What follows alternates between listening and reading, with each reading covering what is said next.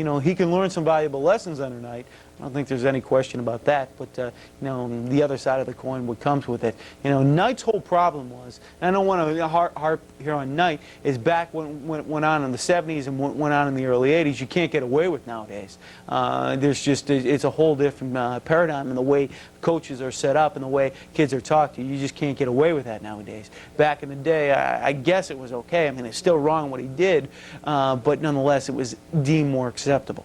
All right, let's move on here. Talk to Heather in Manhattan. Heather, how you doing tonight? How you doing? Hi, I'm Heather from Message Production. My question is, I noticed that the Yankees are recruiting a lot of '86 Mets.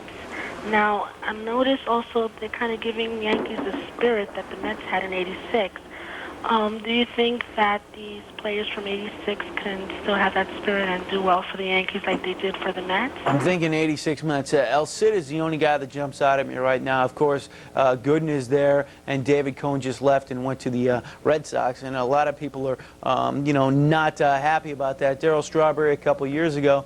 But right now, the influence is Gooden and El Cid, and these guys aren't guaranteed to making the team. But Gooden, minor league contract, El Cid, you know, if he makes the team, it's, you know, going to be an incredible story.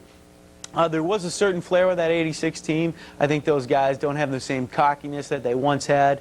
And actually, David Cone, last week in the New York Times, they did a huge piece on him. He said he wishes he had that same attitude he had back in '86. Now he thinks too much as a pitcher. He's a more mature person and a more mature pitcher, but not necessarily a better pitcher, which makes everything kind of interesting. But there was a certain flair with that '86 team. Steinbrenner liked some of those Mets, liked some of those big-name players. I mean, I definitely see your point. There was a certain swagger with that, and Steinbrenner loves that. But these guys still have to battle to make the team. Can they have a positive influence? No question. Gooden looked really well the other day when he first pitched.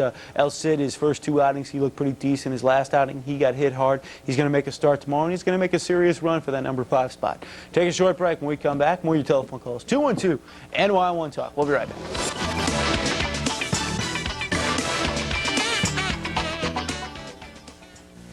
3.9 financing. Plus,